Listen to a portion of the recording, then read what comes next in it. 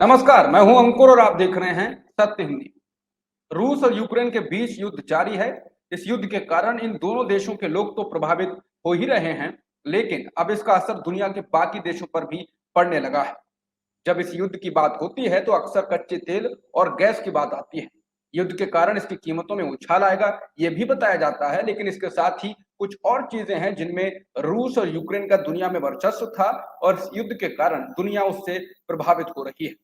वो अनाज, गेहूं और फर्टिलाइजर जैसी चीजें हैं जिसके कारण दुनिया में खाद्य संकट खड़ा हो गया है।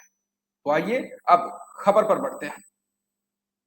लेबनान में सरकार के पास करीब 1 महीने की गेहूं की आपूर्ति ही बची है। इराक में खाद्य उत्पादों की कीमतों में अभूतपूर्व वृद्धि के कारण विरोध प्रदर्शन शुरू हो चुके हैं। हंगरी ने सभी अनाज आयात पर प्रतिबंध लगा दिया है और संयुक्त राष्ट्र विश्व खाद्य कार्यक्रम यानी United Nations World Food Programme को यमन को राशन की आपूर्ति में कटौती करनी पड़ी है। और यह सब हुआ है रूस और यूक्रेन के बीच जारी युद्ध के कारण। रूस द्वारा यूक्रेन पर हमला करने के बाद से दुनिया में गेहूं की कीमत में भारी बढ़ोतरी हुई है और ये घरेलू न्यूनतम समर्थन मूल्य यानी मिनिमम सपोर्ट प्राइस से ऊपर जा चुकी है। ये युद्ध खाद्य संकट को अभी और बढ़ा सकता है और दुनिया में इसके कारण राजनीतिक उथल पुथल भी बढ़ने जा रही है। आगे बात करें उससे पहले आप ये जान लें कि दुनिया में गेहूं के कुल निर्यात में रूस और यूक्रेन की हिस्सेदारी 30% की है। ये दोनों देश दुनिया का 14% उत्पादन करते हैं और 30% निर्यात करते हैं। निर्यात के मामले में ये शीर्ष पर है। ईयू, यूएस और कनाडा भी गेहूं के प्रमुख उत्पादक और निर्यातक यानी एक्सपोर्टर हैं। अगर चीन और भारत की बात करें तो ये भी प्रमुख गेहूं के उत्पादक हैं। भारत दूसरा सबसे बड़ा गेहूं का उत्पादक है, लेकिन ये विदेशों में निर्यात 1% से भी कम करता है, यानी निर्यात के मामले में ये कहीं नहीं है। जबकि रूस और यूक्रेन कुल निर्यात का 30% करते हैं। इसके कारण ही रूस और यूक्रेन में हो रहे युद्ध के कारण दुनिया के बाकी देशों में खाद्य समस्या बढ़ गई है और खाद्य चीजों की कीमतें आसमान छूने लगी हैं। वजह साफ है कि युद्ध के कारण रूस पर लगे प्रतिबंध के कारण निर्यात में बाधा आई। हालांकि कोरोना महामारी और सप्लाई चेन में व्यवधान के कारण दुनिया भर में खाद्य कीमतें पहले से ही तेजी से बढ़ रही थी, लेकिन इस युद्ध ने उसके ऊपर एक और हथौड़ा जड़ दिया है। आइए अब जान लेते हैं कि यह संकट कितना गहरा और गंभीर है और रूस यूक्रेन युद्ध का वैश्विक खाद्य आपूर्ति पर कितना प्रभाव पड़ने वाला है और इन प्रभावों को कम करने में भारत की क्या भूमिका हो सकती है। दरअसल यूक्रेन और रूस लगभग 30% गेहूं, 14% मकई और आधे से अधिक सूरजमुखी के तेल का दुनिया भर में निर्यात करते हैं। लेकिन इस युद्ध के कारण ब्लैक सी पोर्ट्स निशाने पर आया है और जिसके कारण मालवाहक जहाज भी निशाना बने हैं। शिपिंग कंपनियों द्वारा रूसी बंदरगाहों का बहिष्कार किया गया है और रूस पर लगाए गए प्रतिबंधों के कारण रूस से खाद्य पदार्थों के निर्यात में बाधा आई। यही नहीं, इससे और समस्याएं पैदा हो सकती हैं क्योंकि रूस अब कुछ खाद्य वस्तुओं के निर्यात पर रोक लगाने की भी धमकी दे चुका है। इस युद्ध का अभी तक जो परिणाम हुए हैं उसका नतीजा है कि पिछले महीने गेहूं की कीमतों में 70% की वृद्धि हो चुकी है। गेहूं की कीमत रिकॉर्ड $12.94 प्रति बुशल हो गई है और जानकारों का मानना है कि स्थिति और खराब होने वाली है। संयुक्त राष्ट्र के खाद्य और कृषि संगठन FAO द्वारा हाल ही में प्रकाशित एक रिपोर्ट का अनुमान है कि युद्ध के कारण खाद्य और फीड की कीमतें पहले से ही आसमान छू चुके स्तर से 22% तक और बढ़ सकती हैं। एफएओ का कहना है कि थोड़े समय के लिए तो बड़े उत्पादक देश जैसे ऑस्ट्रेलिया, अर्जेंटीना, भारत और अमेरिका यूक्रेन और रूस से अनाज की कमी के एक हिस्से को पूरा कर सकते हैं। हालांकि एफएओ का प्रारंभिक आकलन ये है कि युद्ध के कारण 20 से 30% गेहूं, मक्का और सूरजमुखी की फसल या तो नहीं बोई जाएगी या यूक्रेन के 2022-23 के सीजन के दौरान बिना कटाई के चली जाएगी। बता दें, संयुक्त राष्ट्र के विश्व खाद्य कार्यक्रम यानी यूएन वर्ल्ड फूड प्रोग्राम ने इस महीने कहा था कि 2019 में अकाल के कगार पर खड़े लोगों की संख्या 27 मिलियन से बढ़कर 44 मिलियन हो चुकी है। रूस और यूक्रेन के बीच युद्ध के कारण यह स्थिति और खराब होने वाली है। विश्व खाद्य कार्यक्रम की लागत पहले ही $71 मिलियन प्रति माह बढ़ चुकी है, जो 3.8 मिलियन लोगों के रोज के राशन में कटौती करने की काफी है। इस महीने की शुरुआत में संयुक्त राष्ट्र की ओर से कहा गया है कि युद्ध के कारण जो वैश्विक खाद्य बाजार पर प्रभाव पड़ रहा है उससे 7.6 मिलियन से 13.1 मिलियन अतिरिक्त लोग भूखे रह सकते हैं। अब फर्टिलाइजर्स की बात कर लेते हैं। अगर आपको लगता है कि रूस पर प्रतिबंधों की जब बात आती है तो गेहूं और तेल संकट ही केंद्र में रहते हैं, तो आपको बता दें कि रूस फर्टिलाइजर्स का एक प्रमुख एक्सपोर्टर यानी निर्यातक है और फर्टिलाइजर्स की कीमतें पहले से ही बढ़ रही हैं। इस बीच रूस ने अपने फर्टिलाइजर्स के उत्पादकों से निर्यात रोकने के लिए भी कहा है, जिसके कारण हालात और खराब होने वाले हैं।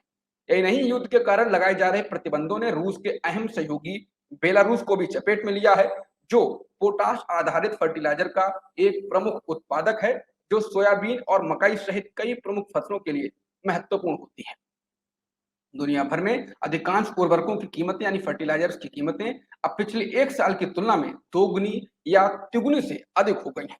सोयाबीन का दुनिया का सबसे बड़ा उत्पादक ब्राजील रूस और बेलारूस से लगभग आधा पोटाश फर्टिलाइजर्स खरीदता है और अब ब्राजील के पास सिर्फ 3 महीने का स्टॉक बचा है, जिसके कारण राष्ट्रीय सोयाबीन किसान संघ ने सदस्यों को इस मौसम में कम फर्टिलाइजर का इस्तेमाल करने को कहा है। कहा जा रहा है कि अगर ये युद्ध चलता रहा और प्रतिबंध ऐसे ही लागू रहे तो फर्टिलाइजर किसानों के बजट से काफी ऊपर चला जाएगा और फिर कृषि क्षेत्र में फसल की पैदावार पर भारी असर पड़ेगा, जो एक और नया संकट होगा।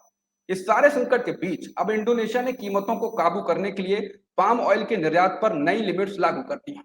हंगरी ने पिछले सप्ताह सभी अनाज निर्यात पर प्रतिबंध लगा दिया है। सर्बिया ने कहा है कि वो गेहूं, मक्का, आटा और खाना पकाने के तेल के निर्यात पर प्रतिबंध लगाएगा। गुरुवार को मिस्र, जो रूस और यूक्रेन से अपने गेहूं का लगभग 80% आयात करता है, ने अनाज निर्यात पर बैन लगा दिया है।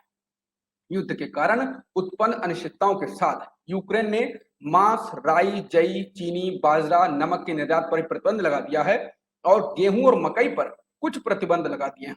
रॉयटर्स ने इंटरफैक्स समाचार एजेंसी का हवाला देते हुए बताया है कि रूस पूर्व सोवियत देशों के एक समूह को अनाज और चीनी के निर्यात पर भी अस्थायी रूप से प्रतिबंध लगा सकता है।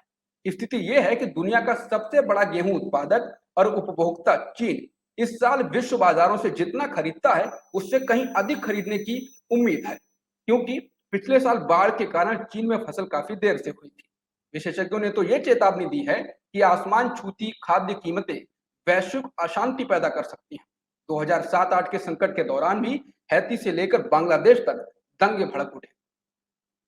2022 में भी ऐसे ही संकेत दिखने लगे हैं। अल जजीरा ने बताया कि इराक में कीमतों में बढ़ोतरी को लेकर विरोध प्रदर्शन शुरू हो गए हैं। चावल की कीमतों में 10% से अधिक, तो खाना पकाने के तेल की कीमत दोगुनी हो चुकी है। इराक में लोग कमी और कीमतों में वृद्धि की आशंका के कारण तेजी से घरों में स्टॉक कर रहे हैं। वहीं महंगाई की मार से पहले से ही मोरक्को में विरोध प्रदर्शन शुरू हो रहे हैं और इसके कारण हालात और हिंसक हो सकते हैं। यमन, सीरिया, दक्षिण सूडान और इथियोपिया सहित प्रभावित देश पहले से ही गंभीर भूख की आपात स्थिति का सामना कर रहे हैं। विशेषज्ञों को डर है कि यहाँ हालात जल्द ही और खराब हो सकते हैं। अफगानिस्तान में सहायता कर्मियों ने चेतावनी दी है कि यूक्रेन में युद्ध से मानवीय संकट पहले ही बढ़ गया है, जिससे लगभग 23 मिलियन अफगानों यानी आधी से अधिक आबादी जिनके पास खाने के लिए पर्याप्त नहीं है, को खिलाना बहुत कठिन हो जाएगा।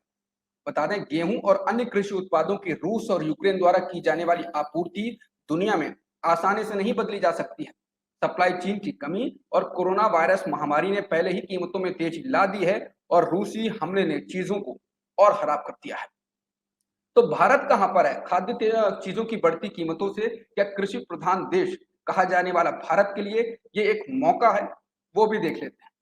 भारत के पास गेहूं का विशाल भंडार है। सूत्रों के मुताबिक मिस्र, इजराइल, ओमान, नाइजीरिया और दक्षिण अफ्रीका ने गेहूं की सप्लाई सुनिश्चित करने के लिए भारत से संपर्क साधा है।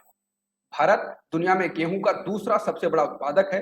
2020 में दुनिया के कुल गेहूं उत्पादन में भारत की हिस्सेदारी 14.14% रही थी, लेकिन दुनिया में गेहूं के कुल निर्यात में उसकी हिस्सेदारी 1% से कम की रही। हालांकि इस साल भारत अब तक 66 लाख टन गेहूं का निर्यात कर चुका है, जो 2020-21 की तुलना में 3 गुना अधिक बताया जा रहा है। 2020-21 में भारत ने 21.5 लाख टन गेहूं का निर्यात किया था। अधिकारियों ने कहा है कि इस बात का प्रयास किया जा रहा है कि देश से अच्छी क्वालिटी का गेहूं निर्यात हो, ताकि लंबे समय तक इन देशों को गेहूं का निर्यात भारत द्वारा किया जा सके और अनाज के संकट में भारत अपना एक बाजार बना सके। ये तो थी आज की खबर, और बाकी खबरों के लिए बने रहिए आप सत्य हिंदी के साथ। सत्य हिंदी का ऐप डाउनलोड करें गूगल प्ले स्टोर पर।